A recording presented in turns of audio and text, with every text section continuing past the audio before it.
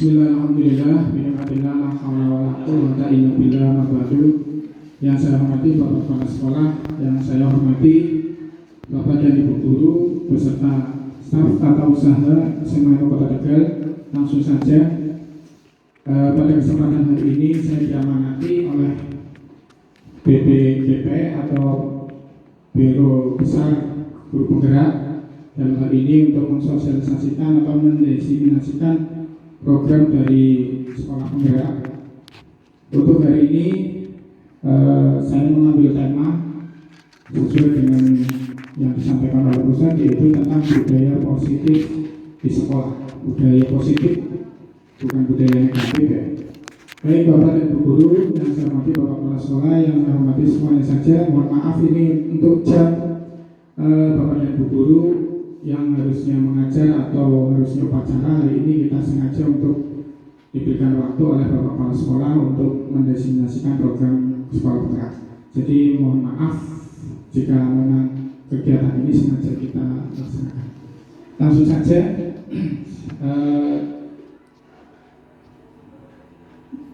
tentang paradigma lama kita diskusi saja, bahasanya kita tidak selalu istilahnya tidak terlalu kita mendengarkan atau melihat saja bahwa paradigma lama kita, atau kita sering memaknai atau kita sering mengartikan bahwa guru dan kata disiplin.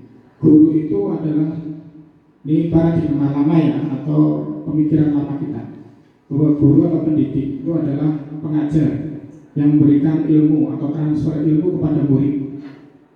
Murid sebagai penerima ilmu, murid sebagai objek bukan subjek. Pembelajaran tidak berpihak atau tidak berpusat pada murid. Itu paradigma yang lama. Kemudian disiplin. Paradigma lama itu mengatakan bahwa disiplin itu dimaknai sebagai sesuatu yang menyeramkan, berbau militer, sesuatu yang terkadang menyakitkan. Itu disiplin, berupa aturan, larangan atau sanksi. Terkadang juga melukai fisik dan jiwa murid yang akhirnya menimbulkan trauma tersendiri bagi murid. Itu definisi disiplin lama ya, itu paradigma lama atau pemikiran lama. Selanjutnya, kalau kita kaitkan dengan yang sekarang, paradigma baru, konsep menurut Ki Hajar Dewantara bahwa tentang guru dan pendidik itu diartikan sebagai berikut. Seorang pendidik hendaknya dapat menuntun tumbuh hidup anak sesuai kodrat alam dan kodrat zamannya, bukan berubah kodrat dasar anak. Ibarat menanam padi, pada kita tidak dapat merubah tanaman padi berbuah menjadi jagung. Kalau padi ya tetap berbuah menjadi padi. Namun kita dapat mengharapkan lahirnya padi yang kuat dan subur dengan merawat tanaman padi dengan baik, dengan berikan pupuk, menghindari dari hama-hama yang menyerang dan sebagainya. Demikian pula dalam mendidik, hendaknya seorang guru dapat mengenali potensi, bakat, dan minat murid untuk kemudian kita tuntun dengan menebarkan potensi positifnya dan mengaburkan potensi negatifnya. Selanjutnya, KHD juga mengartikan disiplin positif bahwa untuk mencapai kemerdekaan atau dalam konteks pendidikan kita saat ini, untuk menciptakan murid yang merdeka, syarat utamanya adalah harus ada disiplin yang kuat, yaitu disiplin diri, disiplin yang muncul dari hati diri sendiri, yang memiliki motivasi internal atau motivasi intrinsik. Jika tidak memilikinya, maka kita memerlukan pihak lain untuk mendisiplinkan kita, atau motivasi eksternal, atau terkenalnya adalah motivasi ekstrinsik.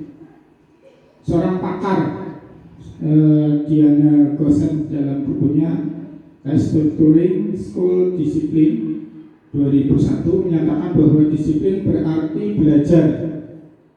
Jadi disiplin itu artinya belajar. Belajar apa? Yaitu disiplin diri yang dapat membuat seseorang menggali potensi.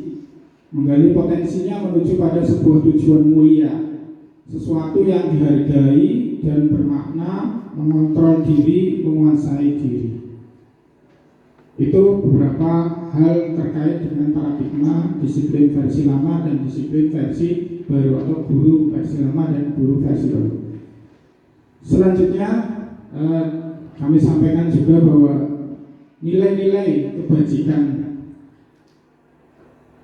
yang kita laksanakan atau pemerintah laksanakan tahun ini terkait dengan kurikulum Merdeka itu adalah nilai-nilai kebajikan, yakni profil pelajar Pancasila.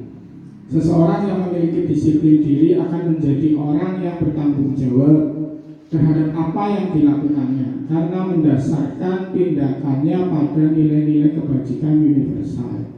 Nilai-nilai kebajikan universal kita yaitu profil pelajar Pancasila. Profil pelajar Pancasila itu apa? Profil pelajar Pancasila itu, ini Bapak dan Ibu guru harus hafal ya, harus hafal. Profil pelajar Pancasila itu salah satunya yaitu beriman dan bertakwa kepada Tuhan Yang Maha Esa dan berakhlakul karimah atau berakhlak mulia. Itu bahasa Arabnya berakhlakul karimah. Kemudian mandiri, bernalar kritis, berkebinekaan global, bergotong royong dan kreatif. Langsung selanjutnya kami sampaikan bahwa ada 3 motivasi perilaku manusia. Yang pertama, untuk menghindari hukuman atau ketidaknyamanan. Sebenarnya mereka sedang menghindari, sebenarnya mereka itu adalah murid, sedang menghindari permasalahan yang mungkin muncul dan berpengaruh pada murid secara fisik, psikologis maupun tidak terpenuhinya kebutuhan mereka. Bila murid tidak melakukan tindakan tersebut, maka motivasi ini adalah bersifat eksternal. Motivasi dorongan yang berasal dari luar ya, bukan dari dalam.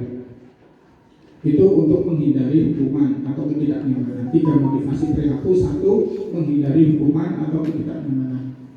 Orang bertindak itu karena ada hukuman, sehingga mereka itu mau melaksanakan sesuatu karena ada hukuman. Kalau nggak ada hukuman, nggak ada sanksi, nggak ada peraturan, maka dia tidak akan melakukan sesuatu.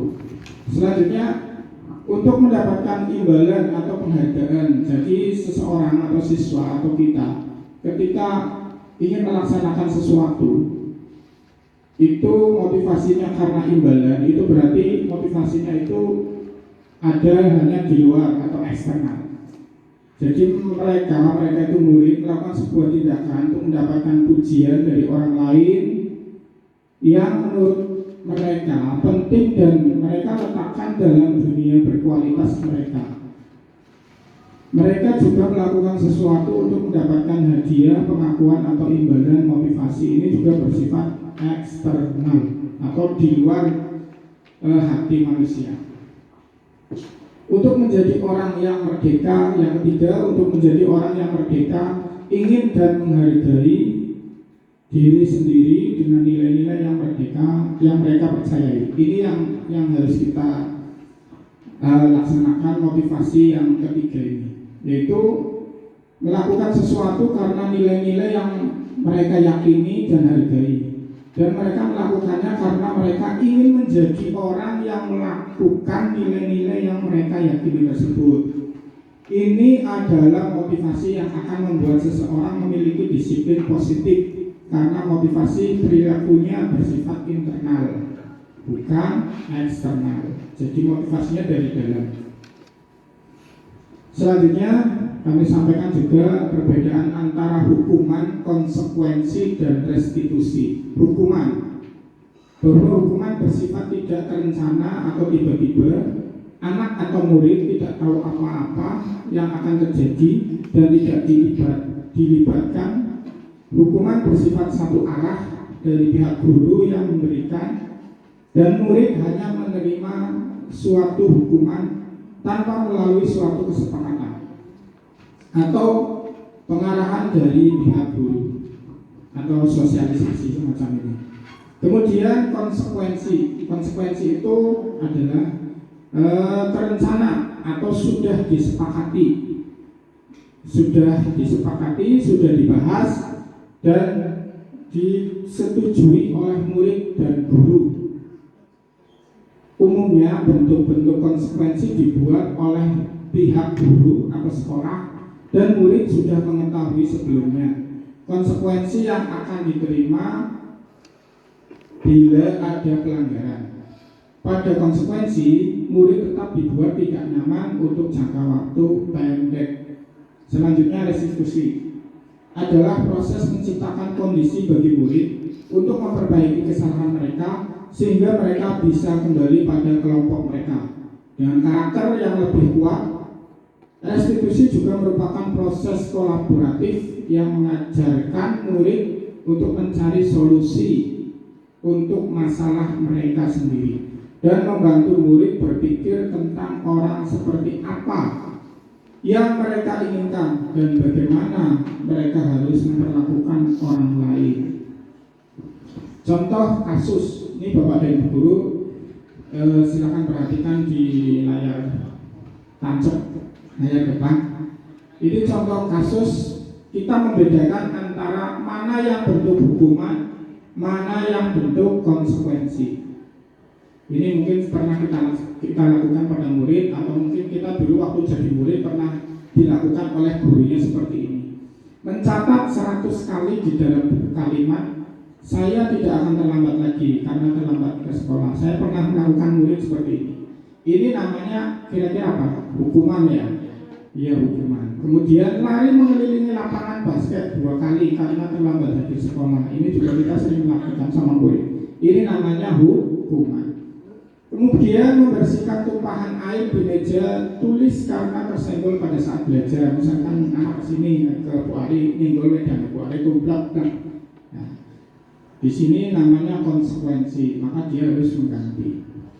Kemudian kehilangan 10 menit jam istirahat untuk mengajarkan tugas, untuk mengerjakan tugas karena terlambat datang dan tertinggal pelajaran selama 10 menit. Ini juga konsekuensi.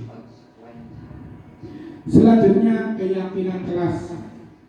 Ini dulu sudah kami sosialisasikan ke wali kelas, cuman waktunya juga waktu itu cukup singkat. Dan beberapa kelas saya yakin sudah melaksanakan apa yang namanya keyakinan kelas. Kelasnya Pak Zaki sudah ya? Keyakinan kelas sudah ya? Kelasnya Bu Ari sudah ya? Bu Ari yang IPA ya? Iya, yang di atas itu ya, yang kemarin sudah saya pandu, alhamdulillah pas waktu Pak Ali tidak masuk karena ada duka. Kebetulan ini juga gambarnya saya ambil dari mereka. Membuat keyakinan kelas, tetap kita menyerahkan kepada murid karena pembelajaran berpihak pada murid, berpusat pada murid, sehingga kita menyerahkan ke murid. Kita guru tetap mengontrol. Kalau dipresentasikan kita cukup 20%. 80%-nya biar mereka yang melaksanakan seperti itu. Begitu juga dalam pembelajaran. Kecuali pelajaran-pelajaran tertentu mungkin yang memang harus 50% atau tapi paling tidak kita harus mengaktifkan murid untuk bisa aktif di kelas. Keyakinan kelas itu adalah nilai-nilai kebajikan universal yang disepakati secara tersirat dan tersurat, lepas dari latar belakang suku, negara, bahasa maupun agama. Jadi yang dimaksud di sini, selain ada peraturan tata tertib, kita kan punya peraturan ya, atau undang-undang. Di sekolah kita ada undang-undang atau peraturan yang namanya peraturan tata tertib, dan itu ditandatangani oleh kepala sekolah. Itu peraturan yang harus ditaati oleh siswa atau murid. Begitu juga guru sama. Kemudian setelah peraturan itu diturunkan menjadi sebuah keyakinan kelas, ya tetap anak diberikan cara bagaimana yang diinginkan di kelas. Silakan anak-anak bikin aturan di kelas yang nanti akan diturunkan aturan itu menjadi sebuah kalimat positif. Kemudian kalimat positif itu nanti dirubah menjadi yang namanya keyakinan kelas. Bagaimana cara membentuk keyakinan kelas? Yang pertama langkahnya, keyakinan kelas bersifat abstrak ringkas, ya. Jadi dibuat peraturan. Kita serahkan pada anak, silakan anak-anak membuat aturan kira-kira di kelas bagaimana. Misalnya kelas dibikin apa semacam dilarang membuang sampah sembarangan, itu peraturan. Kalau peraturan itu kan sifatnya dilarang, kemudian tidak boleh, kemudian jangan, itu kan kalimatnya selalu diawali jangan, dilarang, tidak boleh, itu biasanya peraturan. Diturunkan menjadi sebuah kalimat positif. Nah, nanti berbentuk kalimat positif, kemudian dibuat tidak terlalu panjang atau terlalu banyak, praktis dan dapat diaplikasikan di sekolah. Semua warga kelas berhak mencurahkan pendapatnya. Semua warga kelas ya maksudnya, masing-masing kelas semuanya memberikan, misalkan satu orang menyampaikan 3, nanti 3 itu biasanya ada yang sama dengan teman yang lain, nanti yang sama ya diambil yang satu saja yang beda. Kemudian melakukan peninjauan kembali dari waktu ke waktu. Jadi yakin kelas yang kita sepakati oleh siswa dan teman-teman guru itu apakah sudah ideal atau masih perlu diperbaiki, itu bisa diperbaiki sewaktu-waktu. Contoh pembentukan keyakinan kelas diawali dengan siswa menuliskan aturan sesuai keinginan dan tidak bertentangan dengan tata tertib sekolah. Misalnya kalimat aturannya seperti berikut. Ini contoh aturan ya, aturan kelas, aturan tata tertib. Jangan membuang sampah di kelas atau laci meja. Ini kan sering ya, siswa kita sering membuang sampah di laci. Lalu dirubah menjadi kalimat positif, buanglah sampah pada tempatnya. Ini kan kalimat positif, bukan negatif. Selanjutnya diambil nilai-nilai kebajikan yang terdapat dalam kalimat positif tersebut. Misal, dilarang membuang sampah sembarangan, tadi peraturan, kemudian menjadi buanglah sampah pada tempatnya. Kira-kira buanglah sampah pada tempatnya itu kira-kira gimana?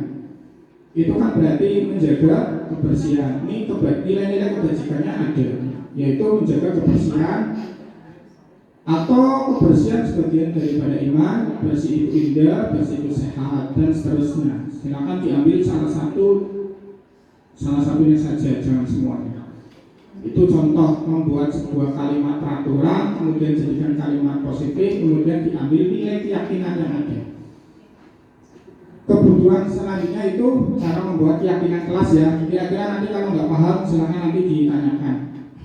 Kemudian selanjutnya kebutuhan dasar manusia, bahwa setiap manusia itu memiliki kebutuhan dasar, termasuk siswa.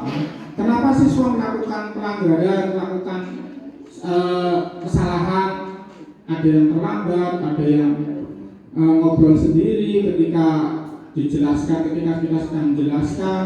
Kemudian ada yang mainan HP ketika bapak dan ibu guru menjelaskan. Itu mereka sebenarnya adalah punya kebutuhan. Apa itu kebutuhan manusia atau kebutuhan dasar manusia? Ada 5 kebutuhan dasar manusia. Yang pertama, kebutuhan bertahan hidup adalah kebutuhan yang bersifat fisiologis untuk bertahan hidup, misalnya kesehatan, rumah, makan, minum. Kebutuhan biologis sebagai bagian dari proses reproduksi. Itu adalah kebutuhan dasar manusia yang pertama. Kemudian yang kedua, kebutuhan untuk disayangi dan diterima. Setiap kita pasti pengen disayangi dan diterima. Adalah kebutuhan akan hubungan dan koneksi sosial. Kebutuhan untuk memberi dan menerima kasih sayang, dan kebutuhan untuk merasa menjadi bagian dari suatu kelompok. Selanjutnya, kebutuhan penguasaan atau pengakuan atau kemampuan adalah berhubungan dengan kekuatan untuk mencapai sesuatu, menjadi kompeten, menjadi terampil, diakui atas prestasi dan keterampilan kita, didengar dan memiliki rasa harga diri. Selanjutnya, kebutuhan untuk bebas adalah kebutuhan akan kemandirian, otonomi, memiliki pilihan dan mampu mengendalikan arah hidup seseorang. Selanjutnya, kebutuhan akan kesenangan adalah kebutuhan untuk mencari kesenangan, bermain dan tertawa. Itu kebutuhan manusia, kebutuhan dasar manusia, termasuk murid. Misalnya murid itu dia sering terlambat. Coba ini soal ya, silakan nanti dijawab. Ketika murid terlambat, itu kira-kira kebutuhan sosialnya ketika kita tanyain kamu terlambat kenapa? Kebutuhan dasarnya itu apa?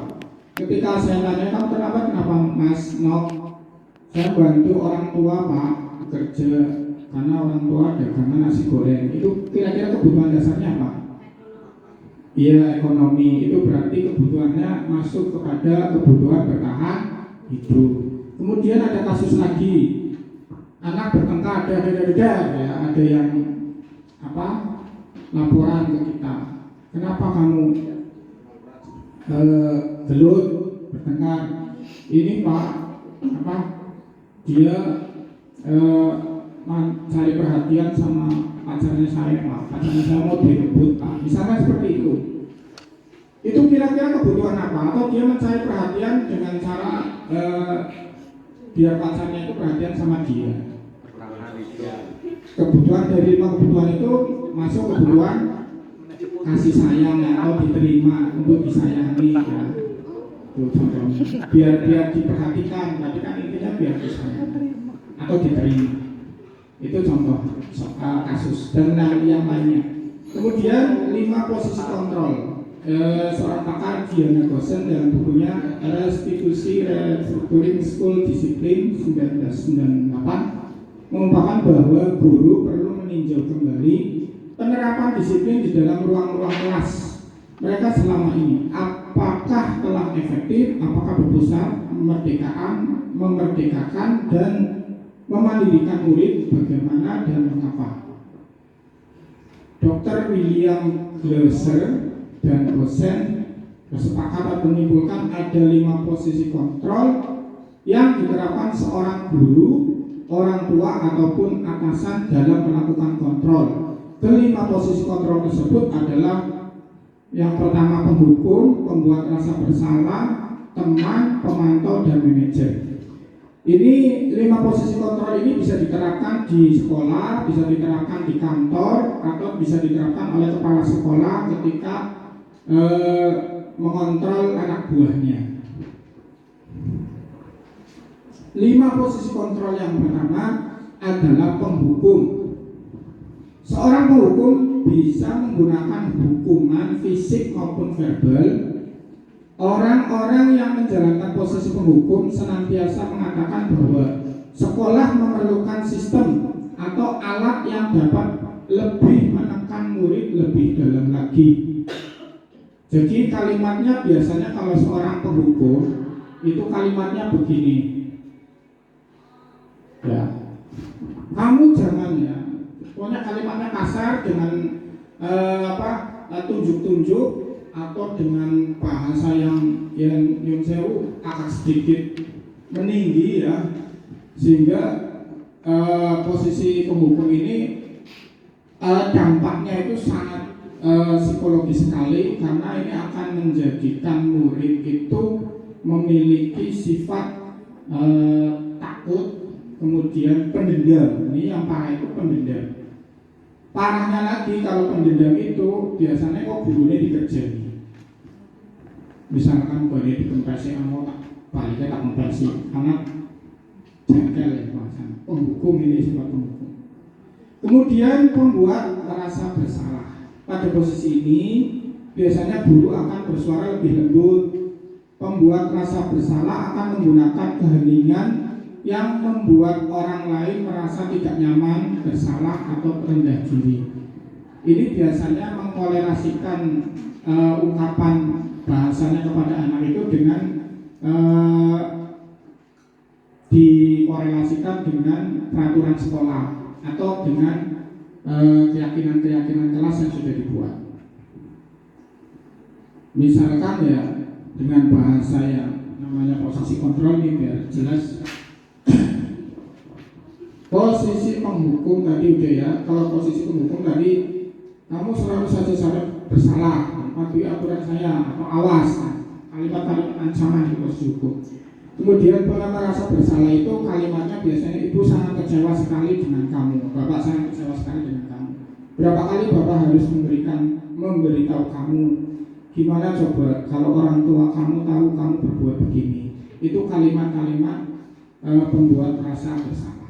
Kemudian posisi ketiga, posisi pemantau. Pemantau berarti mengawasi ya. Pemantau itu pada saat kita mengawasi, kita bertanggung jawab atas perilaku orang-orang yang kita awasi. Posisi pemantau berdasarkan pada peraturan-peraturan dan konsekuensi. Dengan menggunakan sanksi, konsekuensi, kita dapat memisahkan hubungan pribadi kita dengan murid. Pemantau biasanya dengan menggunakan kalimat seperti ini. Peraturannya apa? Apa yang telah kamu lakukan? Sanksi atau konsekuensi apa? Hampir mirip-mirip dengan membuat rasa bersama. Kemudian posisi selanjutnya adalah teman. Nah, kita mungkin sering melakukan ini. Guru pada posisi ini tidak akan menyakiti murid, namun akan tetap berupaya mengontrol murid melalui persuasif. Posisi teman pada guru bisa negatif atau positif. Posisi di sini berupa hubungan baik yang terjalin antara guru dan murid. Guru di posisi teman menggunakan hubungan baik dan humor untuk mempengaruhi seseorang. Cuman sisi negatif dari posisi teman ini adalah murid akan patuh, taat, nurut pada guru yang menjadi melakukan posisi teman. Tapi dengan guru yang lain akan acuh tak acuh, akan menghindar, akan tidak senang, bahasa kasarnya seperti itu. Posisi teman itu biasanya guru menggunakan kalimat misalnya tolong mas, tolong ya, terus apalagi selain tolong, ayolah, bantulah bapak lah, mohonlah, ayolah, terus ya sudahlah kalian tidak apa-apa. Itulah kalimat-kalimat yang kayak kancane derek sama teman. Kemudian yang terakhir adalah sistem manajer. Ini yang harus kita ambil sebenarnya, yang harus kita laksanakan. Posisi kontrol yang terakhir itu adalah sistem manajer. Sistem manajer ini sebenarnya mengambil dua sistem, yaitu sistem teman dan pemantau. Dalam sistem manajer ada kalanya kita menerapkan posisi teman tergantung objek yang kita atau murid yang kita konsultasi. Kemudian posisi manajer itu juga kadang posisinya pemantau, karena kita sudah membuat keyakinan kelas sehingga ketika kita memanggil anak yang bermasalah itu dengan menggunakan sistem manajer ini justru bisa memberikan anak bisa menemukan masalahnya sendiri, bisa menemukan cara mengobati masalahnya sendiri. Jadi begini Bapak dan Ibu, praktisnya begini, ketika seorang anak ada masalah dengan kita, dengan guru atau dengan teman yang lain, itu anak datang ke misalkan ke BK atau ke wali kelas, pertama biasanya wali kelas atau ke guru mapel langsung. Itu anak sudah ada masalah, membawa masalah, kemudian mohon maaf, kelirunya kita, anak sudah membawa masalah, kita nambah masalah lagi. Misalkan dengan cara tadi penerapan menghukum atau dengan yang bahasa yang kasar, sehingga anak satu sisi dia sudah bawa masalah satu, ditambah lagi bapak dan ibu guru, dia nambahi lagi, jadi masalahnya tadinya satu tambah dua, jadi masalahnya jadi dua. Akhirnya kadang anak dalam posisi seperti ini stres, sehingga kita butuh penanganan secara yang namanya yang bagus adalah sistem manajer. Adalah posisi di mana guru berbuat sesuatu bersama dengan muridnya, mempersilahkan muridnya mempertanggungjawabkan perilakunya, mendukung muridnya agar dapat menemukan solusi atas permasalahannya sendiri. Misalkan di ruang kelas kita sedang mengajar, anaknya tidur, kira-kira bapak dan ibu guru mau menerapkan seperti apa? Kalau dengan menggunakan sistem manajer itu seperti apa kira-kira? Apa dengan penghukum? Misalnya kamu di kelas tidur. Yang maksudkan saya ketika posisi anak di kelas itu tidur, kira-kira dengan menggunakan sistem manajer itu, kira-kira caranya bagaimana?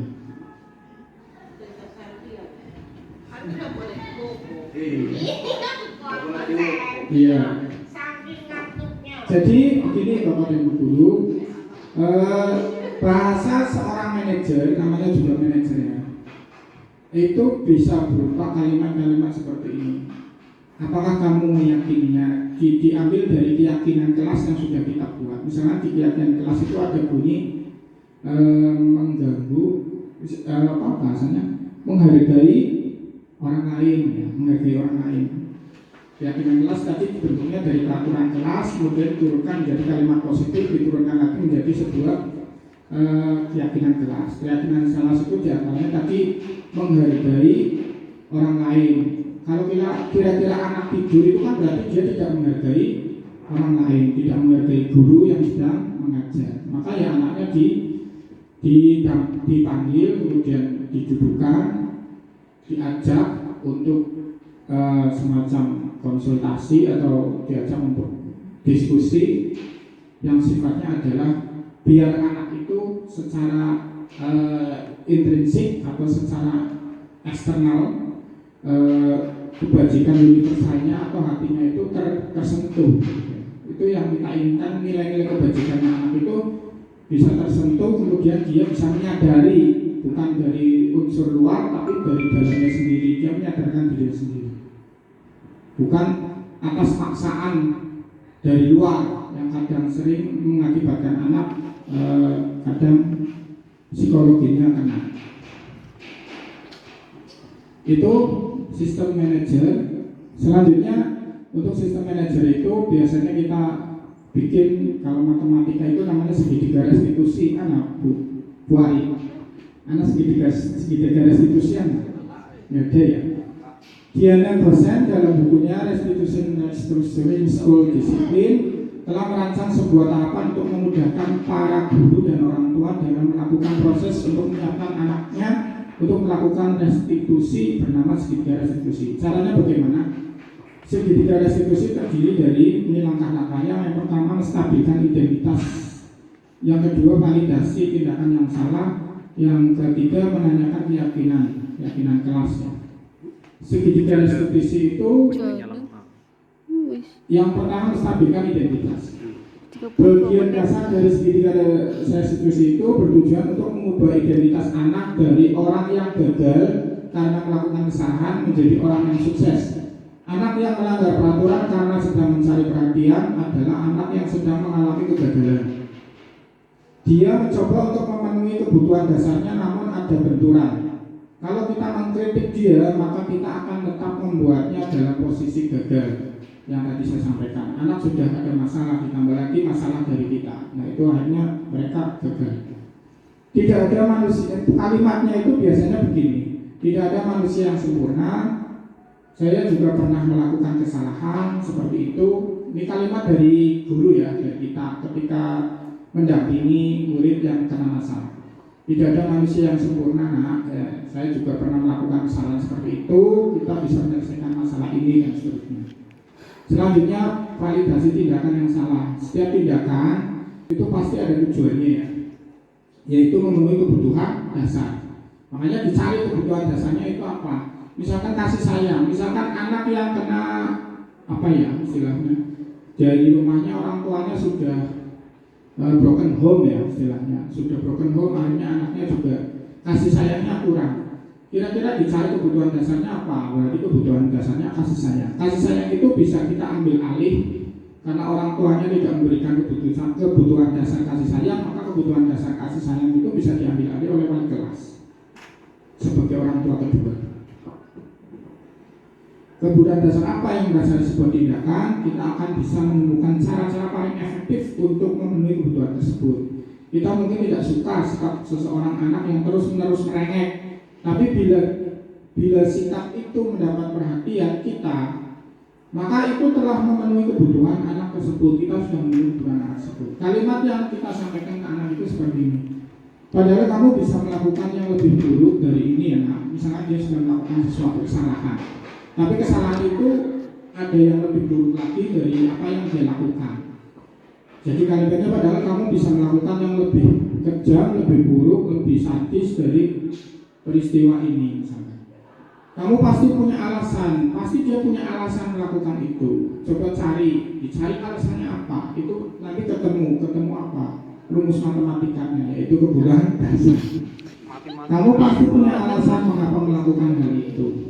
Selanjutnya yang terakhir dari langkah segitiga restitusi adalah menanyakan keyakinan. Ketika anak sedang posisinya emosi, itu maka langkah ketiga ini tidak bisa diterapkan. Jadi menstabilkan dulu tadi ya, distabilkan emosinya anak, tensinya diturunkan dulu, nek dokternya ini turunan dikit, terus ditanyakan masalahnya apa, kenapa kamu melakukan seperti ini. Itu sudah mulai tensinya turun, stabil. Kalau sudah stabil baru ini menanyakan keyakinan jelas. Ketika identitas sukses telah mencapai langkah pertama tadi, menstabilkan, dan tingkah laku yang salah yang sudah divalidasi di langkah yang kedua, maka anak akan disiap untuk dihubungkan dengan nilai-nilai yang dia percaya dan berpindah menjadi orang yang dia inginkan. Kalimat atau pertanyaan yang biasa disampaikan kepada anak tersebut oleh kita itu biasanya bentuknya seperti ini. Apa yang kita percayai sebagai kelas atau keluarga? Apa nilai-nilai umum yang kita telah sepakati? Kita sudah sepakat di kelas, ada kesepakatan kelas, ada komitmen, ada keyakinan kelas. Itu kira-kira apa yang sudah kita sepakati? Apa bayangan kita tentang kelas yang ideal? Kamu mau jadi orang yang seperti apa? Ini yang kadang saya juga menerapkan. Sebenarnya saya sendiri pribadi sudah menerapkan pada saat mencari murid. Ya, ini saya sudah aplikasikan. Pak Farid saksinya, Pak Farid. Jadi dari mulai menstabilkan, dia nggak mau sekolah, dia nggak mau melanjutkan, dia mau libur. Saya cari masalahnya dia, masalahnya kamu apa, cita-citanya kamu apa. Saya stabilkan dulu. Setelah stabil, baru saya masukkan nilai-nilai keyakinan kelas. Bahasanya keyakinan kelas. Bahasa nilai-nilai itu, kamu kan mau jadi polisi, berarti kamu harus begini, kamu harus begini. Kira-kira kalau kamu nggak sekolah bagaimana? Kira-kira kalau orang nggak sekolah nanti bagaimana? Ya Pak Farid ya, seperti itu. Nah, jebule sambung. Kesimpulannya bahwa budaya positif yang kita ciptakan di sekolah pada dasarnya untuk mempersiapkan murid menjadi manusia yang beradab, memiliki akhlak mulia, dengan harapan mereka akan menjadi pemimpin bangsa yang bertanggung jawab dan memiliki kepekaan sosial yang mulia. Silakan barangkali ada pertanyaan, cukup 2 atau 3 maksimal pertanyaan. Ya, cukup. Harus ada pertanyaan. Ya, harus ada pertanyaan.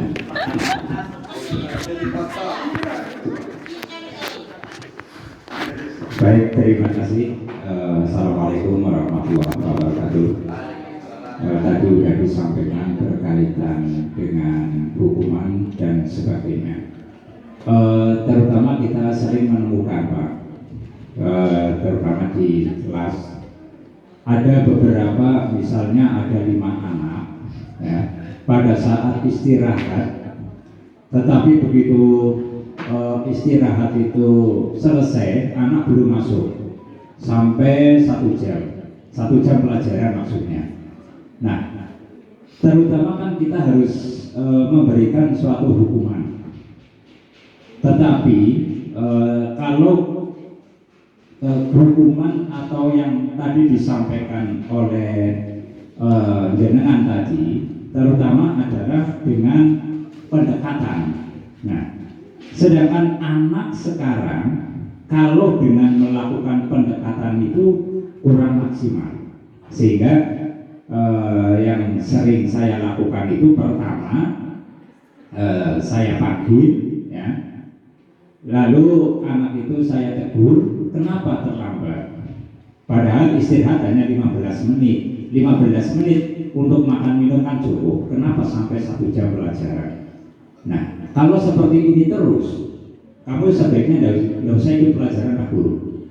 Nah, tapi setelah ada hal seperti itu, anak Pak tolong jangan Pak, saya mau ikut pelajaran. Oke, kalau memang ikut pelajaran, berarti harus bisa mengusahakan agar kamu itu bisa belajar bersama dengan teman-teman.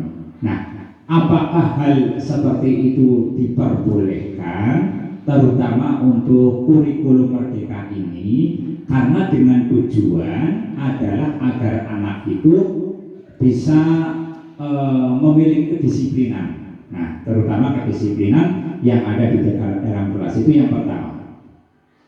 Lalu yang kedua, yang tadi sudah juga disampaikan, terutama adalah berkaitan dengan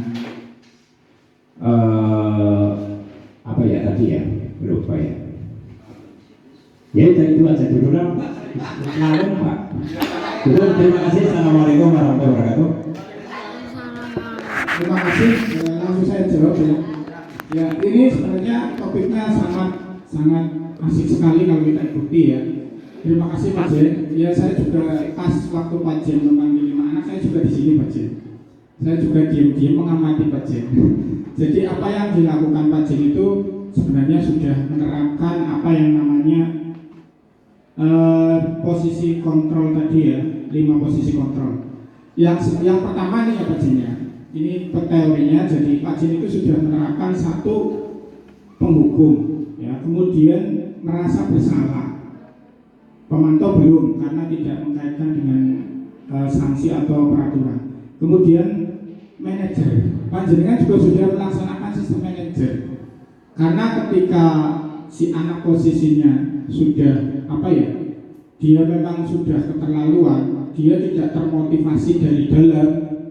Dia butuh yang namanya, kalau dia tidak termotivasi dari dalam, kayak tadi teori motivasi ya, maka dia butuh motivasi dari luar atau dorongan yang harus ada dari luar. Salah satunya ya penerapan hukuman atau sanksi atau konsekuensi, lebih enaknya konsekuensi.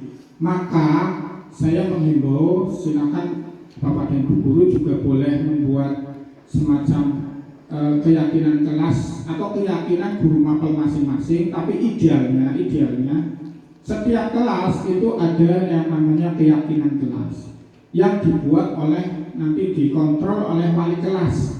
Jadi wali kelas membuat keyakinan kelas sehingga ketika ada kesalahan, kita sebagai Bapak dan Bu Guru yang bukan wali kelas itu bisa melihat keyakinan kelas yang ditempel, ditandatangani oleh anak-anak, disepakati oleh anak-anak, kemudian diketahui oleh wali kelas.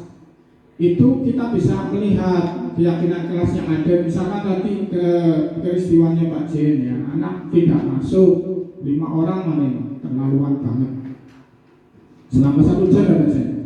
Itu di situ ada enggak yang terkait dengan keyakinan kelas yang ada hubungannya itu? Kira-kira keyakinan kelas yang pas untuk penerapan 5 anak itu seperti apa? Kira-kira, monggo. Anak terlambat nih, berarti kan dia apa? Tidak disiplin, dia tidak tepat waktu masuk kelas, berarti dia tidak disiplin. Di situ ditulis keyakinan kelas. Tadi peraturannya kan dilarang terlambat, misalkan itu kan dilarang peraturan. Menjadi kalimat positif, masuk kelas tepat waktu. Diambil keyakinan kelasnya, masuk kelas tepat waktu itu berarti disiplin. Kalimat keyakinan kelasnya kita ambil satu kata, disiplin waktu, atau 2 kata, disiplin waktu. Nah itu yang nanti menjadi rujukan saya, Bapak dan Bu Guru, ketika anak itu tidak masuk kelas. Keyakinan kelasnya seperti apa Mas? Kesepakatan kamu kon tanda tangan loh, kayak tanda tangan kon ya. Kon berarti menyalahi aturan kon dewek. Kira-kira kon nyalahi aturan dewek, kira-kira primen kon gawe aturan disana dewek bisa dilanggar dewek, kira-kira gimana? Nanti dia akan mengoreksi dirinya sendiri dalam hati. Intinya kita dibuat anak itu supaya memahami kesalahannya sendiri. Makanya dibuat peraturan atau keyakinan kelas, sehingga walaupun ada kata tertib, kalau kata tertib itu kan panjang ya, kalimatnya panjang, berpasal-pasal, bahkan sampai 30 pasal, bahkan ada yang sampai 100 pasal, itu kan bocah mesti memacanya bingung. Makanya kalau keyakinan kelas itu kan praktis, bahasanya bahasa itu keyakinan kelas, komitmen kelas, mau dengan bahasa apa saja, intinya di situ ada sebuah kertas yang memang terpampang, ada tanda tangannya siswa, kemudian mengetahui wali kelas, sehingga ketika siswa melanggar ya langsung eksekusi di situ di kelas. Nanti yang lain juga memahami siswa yang lain, seperti itu. Jadi jawaban saya, Pak Jen, itu boleh dilaksanakan sepanjang jangan hanya kita memposisikan sebagai penghukum saja, saja, tapi posisi yang lain juga dipantau bisa, yang lebih bagus lagi manajer. Memang kita ada kalanya harus seperti itu Pak J. Karena kalau nggak seperti itu, karena mereka itu motivasi eksternal, ya selalu mengandalkan eksternal, tidak ada internalnya. Hatinya motivasi dirinya itu nggak ada, dirinya untuk berubah itu nggak ada, tapi eksternalnya yang selalu mereka inginkan, selalu ada hukuman lah kok begini-begini. Kalau dibiarkan juga, misalnya dibiarkan gini ya nanti dia akan lakukan seperti itu. Nggak ada sih, nggak ada yang ngatur, nggak ada yang Benyamin bahasanya, nggak ada yang menghukum seperti itu. Mungkin perwakilan satu putri tadi putra atau yang lain barangkali silakan, mumpung ada ini loh. Nanti kalau saya bisa nggak bisa menjawab, nanti saya tanyakan kemana ya, ke sana. Ya silakan. Baik, assalamualaikum warahmatullahi wabarakatuh. Terima kasih waktunya. Langsung saja, saya ingin menanyakan ke narasumber atau bagaimana cara penyelesaiannya. Sebab tadi disampaikan bahwa bagaimana cara kita menyelesaikan masalah tentang siswa yang tidur. Sedangkan kita tahu bersama bahwa di antara guru-guru yang ada di sini menemukan satu yang mungkin dari beberapa banyak siswa, tapi kayaknya yang lebih dominan itu ada satu anak diperingati masih tidur lagi, diperingati masih tidur lagi. Mungkin dirasakan bersama di kelas Saib ya. Mungkin cara penyelesaiannya dari narasumber itu gimana Pak? Karena di cara halus turun maning, cara halus turun maning. Gimana Pak cara penyelesaian dulu? Itu seperti itu narasumber. Terima kasih. Ya pengen sih takutnya yang gue juga kita. Karena manusia turunan. Iya, turunan. Manusia sleeping. Baik, terima kasih Pak Zaki sudah menanyakan bahwa tadi bagaimana cara menangani anak yang memang sudah dilakukan karena restitusi juga nggak ada hasilnya, model-model yang lain juga nggak ada hasilnya. Bagaimana cara penanganannya? Kalau saya tetap pada tadi, tetap harus ada satu langkah-langkahnya. Satu kelas itu harus dibikin yang namanya komitmen kelas. Komitmen kelas berarti si orang itu, kalau saya tidak menyebutkan merek, sisa itu harus SA, si S itu harus menandatangani komitmen atau keyakinan kelas. Keyakinan kelas itu nggak usah dijabarkan panjang lebar karena ada tata tertib ya, panjang lebarnya di tata tertib, tapi keyakinan kelasnya di situ yang ada hubungannya dengan si S itu tidur itu kan tadi saya sampaikan itu berarti keyakinan. Jadi dilarang tidur itu peraturannya, dilarang tidur di kelas itu peraturannya ya. Kita turunkan menjadi kalimat positif jadi apa? Tidurnya di UKS, no? Ya nggak kayak gitu. Apa tidurnya di rumah? Ya nggak kayak gitu. Ayo ngopi.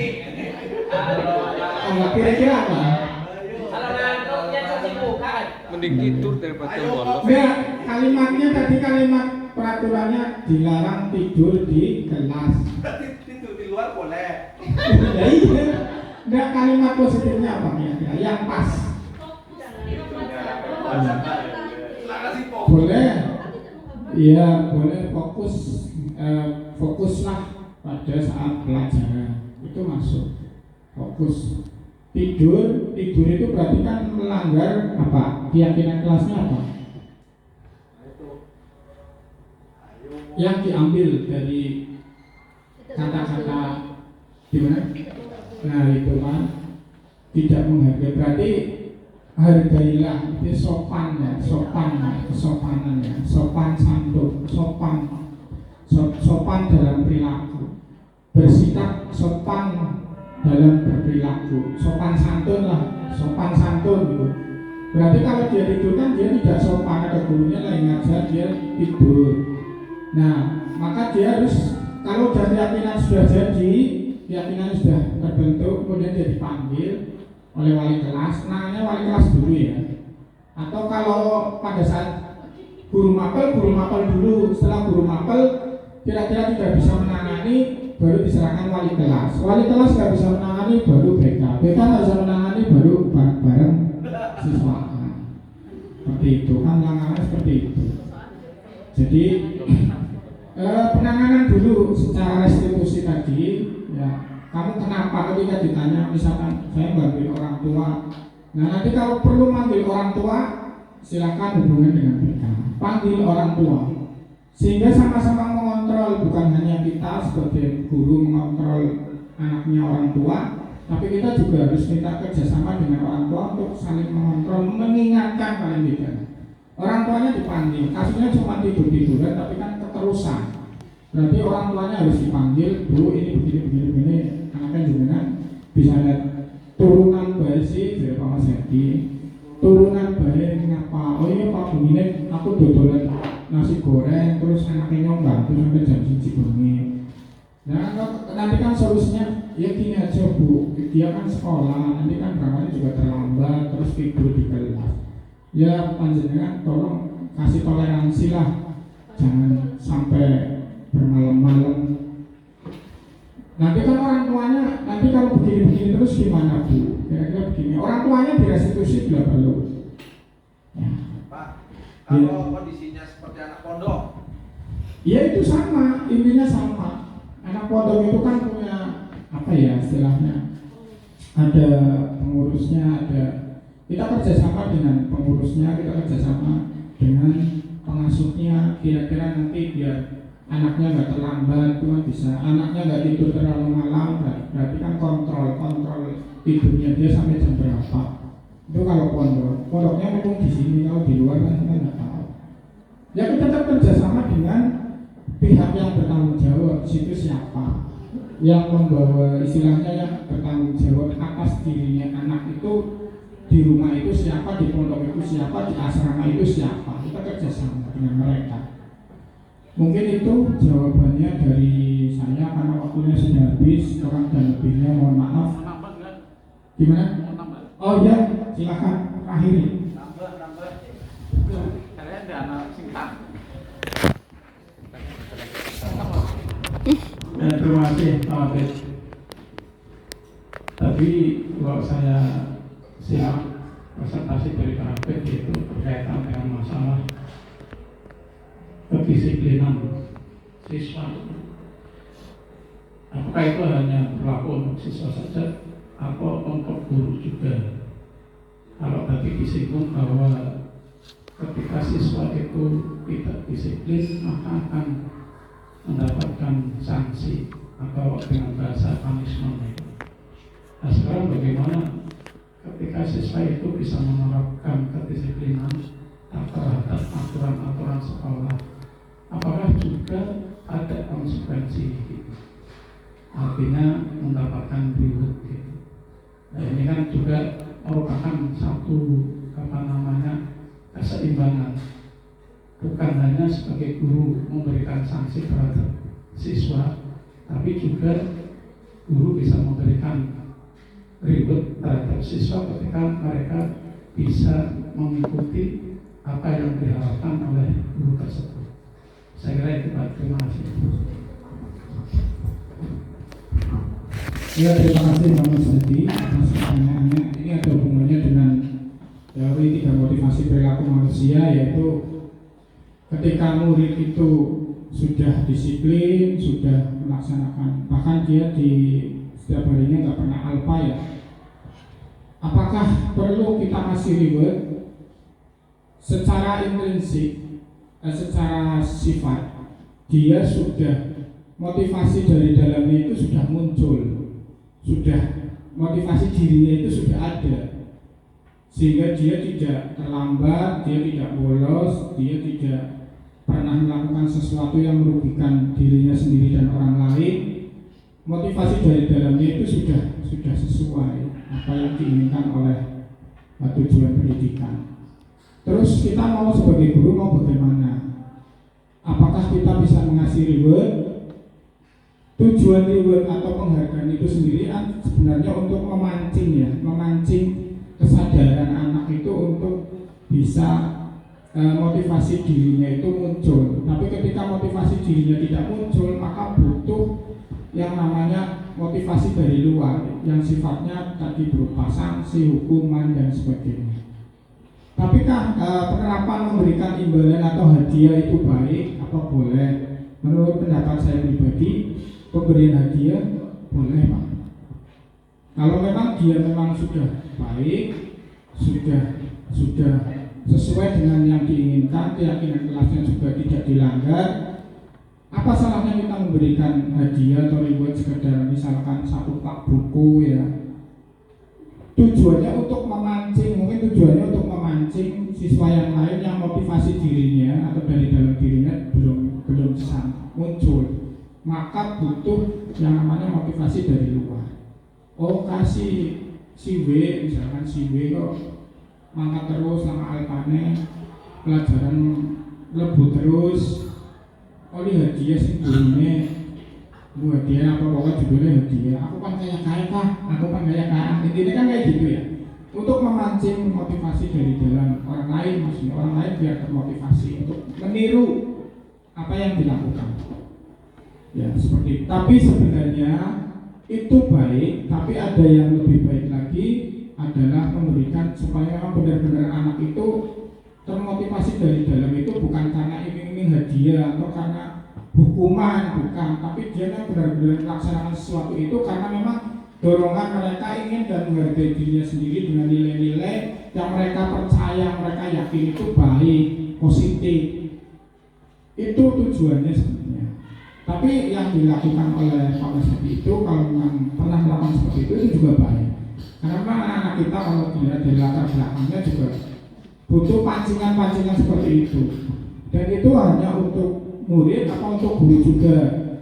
Kalau guru murid tadi bahasa ini kan tadi bisa posisi kontrol itu kan tadi bisa diterapkan di perusahaan juga bisa, di lembaga juga bisa, di sekolah juga bisa, dimanapun bisa.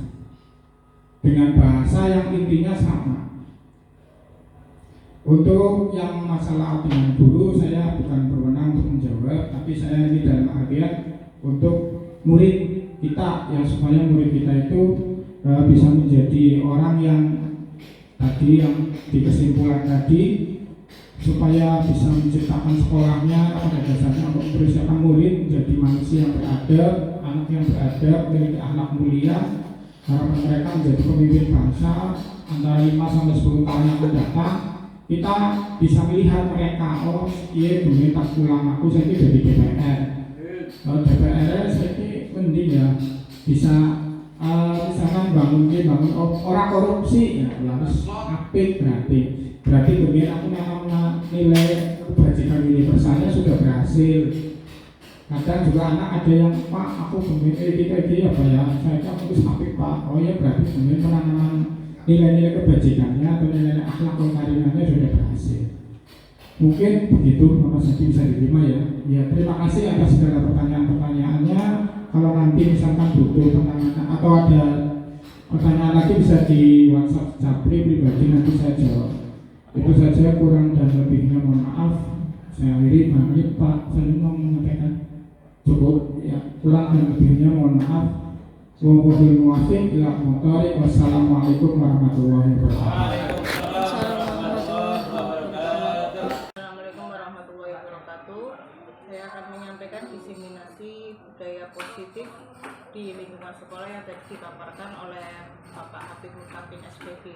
Apa yang disampaikan sangat bermanfaat bagi kita sebagai seorang guru, di mana penerapan disiplin dan budaya positif bagi lingkungan SMA itu sangat perlu karena membawa dampak positif juga di lingkungan belajar siswa. Salah satu pola yang tadi disampaikan juga segitiga restitusi, di mana setiap peserta didik menemukan masalahnya sendiri, kemudian motivasi dari dalam yang membangkitkan motivasi belajar mereka sehingga mereka tidak mengalami suatu permasalahan apapun. Kemudian Kemudian ketika ada siswa bermasalah dalam disiplin, pembangkitan motivasi baik intrinsik maupun ekstrinsik dari guru itu sangat diperlukan supaya budaya positif di lingkungan sekolah dapat tercapai dengan baik, dan penanaman karakter di peserta didik itu dimulai dari dalam dirinya. Assalamualaikum warahmatullahi wabarakatuh. Assalamualaikum warahmatullahi wabarakatuh. Bapak Ibu yang hebat, tadi alhamdulillah kita sudah mendengarkan diseminasi dari calon guru penggerak Bapak Hafid Mutakin SPD yang sudah menyampaikan uraian panjang tentang budaya positif di lingkungan kelas, di lingkungan sekolah, baik itu murid maupun guru, yang kita tanamkan bersama-sama bagaimana biar peserta didik kita di lingkungan kelasnya, di lingkungan sekolahnya tidak menjadi anak-anak yang takut berkreasi karena sering dibatasi dengan kalimat jangan, tidak boleh, dan seterusnya. Maka tadi banyak disampaikan tentang budaya-budaya positif yang harus kita tanamkan di lingkungan sekolah. Maka insya Allah dari apa yang sudah dipaparkan oleh Bapak Hafid Mutakin akan kita upayakan untuk bisa dilaksanakan di SMA. Terima kasih. Assalamualaikum warahmatullahi wabarakatuh. Waalaikumsalam.